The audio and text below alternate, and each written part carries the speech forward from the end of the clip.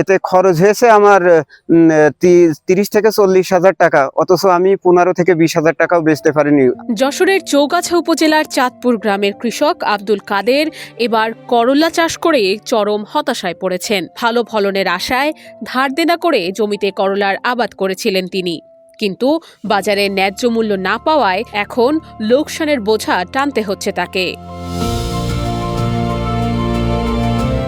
বীজ, সার, কীটনাশক, সেচ ও শ্রমিকের পেছনে মোটা অঙ্কের টাকা খরচ হলেও বর্তমানে করলার বাজার দর উৎপাদন খরচের চেয়েও কম। ফলে বিক্রি করেও খরচ তুলতে পারছেন না কৃষকরা।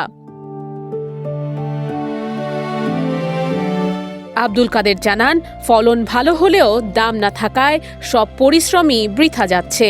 আমি এই করলা চাষটা করেছি অনেক টাকা ইনভেস্ট করে, কিন্তু আমি যে পরিমাণ টাকা এখানে ইনভেস্ট করেছি সেই পরিমাণ টাকা আমার এখান থেকে উঠছে না। এখন করলার বাজার যে অবস্থা, তাতে আমি যতগুলো টাকা খরচ করেছি সার, মাটি, কীটনাশক, জন মজুরি সব মিলে হিসেব করে পর্যাপ্ত সেইভাবে লাভবান হতে পারছি না। এতে খরচ হয়েছে আমার 30 থেকে 40,000 টাকা, অথচ আমি 15 থেকে 20,000 টাকাও বেচতে পারিনি। আমার 20,000 টাকা অলরেডি এতে ঘাটতি।